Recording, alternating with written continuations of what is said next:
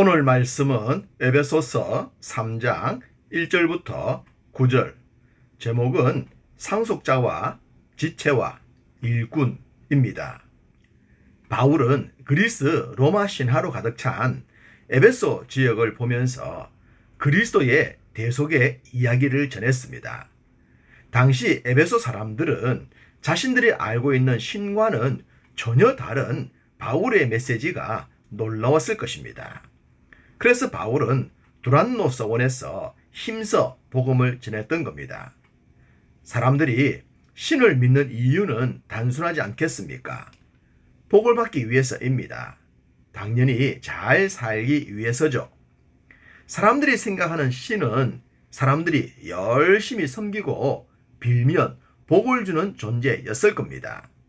그런데 바울이 전한 메시지는 전혀 달랐습니다. 비는 자가 아무리 열심히 빌어도 소용이 없다는 거죠. 죄의 문제를 해결해야 하기 때문입니다. 그리고 그 죄를 해결할 수 있는 분은 죄가 없으신 그리스도밖에 없다는 겁니다.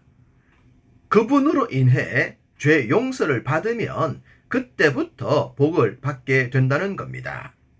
그런데 그 복도 일반 사람들이 생각하는 것과는 완전히 다릅니다.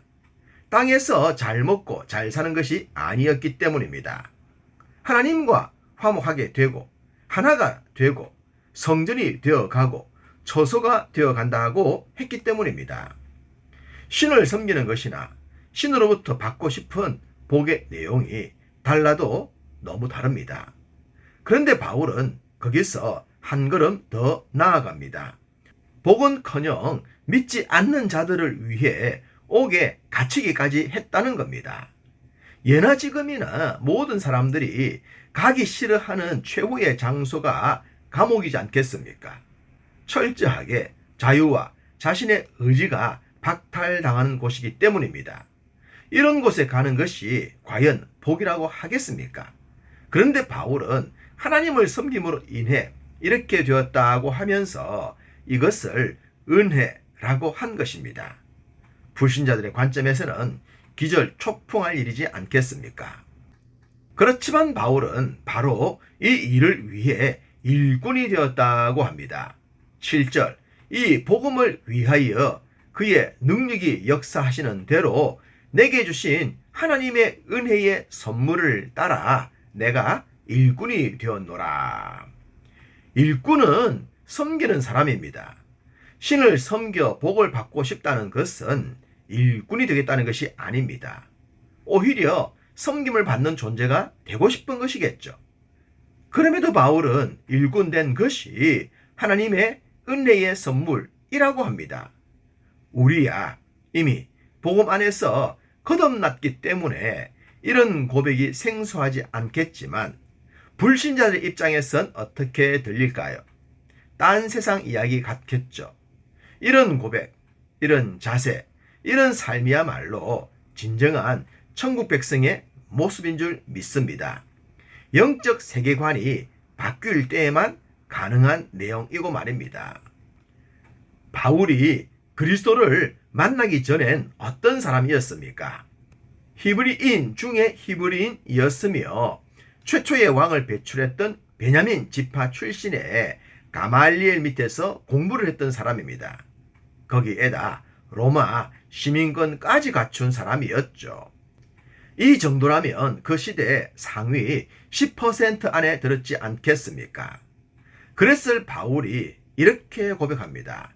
8절, 모든 성도 중에 지극히 작은 자보다 더 작은 나에게 이 은혜를 주신 것은 측량할 수 없는 그리스도의 풍성함을 이방인에게 전하게 하시고, 지극히 작은 자보다 더 작은 자신이라고 합니다.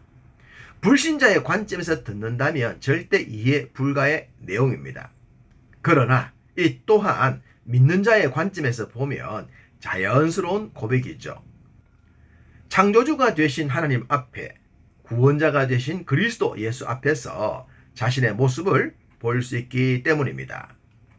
바울도 주님을 만나지 못했을 때 이런 고백과는 거리가 먼 삶을 살았습니다. 그러했기 때문에 누구보다 이런 고백을 강하게 할 수 있는 겁니다. 바울은 이런 고백의 자리에 에베소 사람들을 초청하여 그리스도 예수의 상속자가 되고 지체가 되어 하나님의 약속에 참여하는 자가 되기를 원했습니다.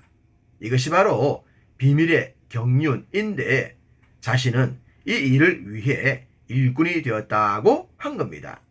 동일하게 우리도 이 일을 위해 불림을 받았으니 오늘도 섬기는 자로 성실하게 살아가는 복된 하루가 되시기를 간절히 소망합니다.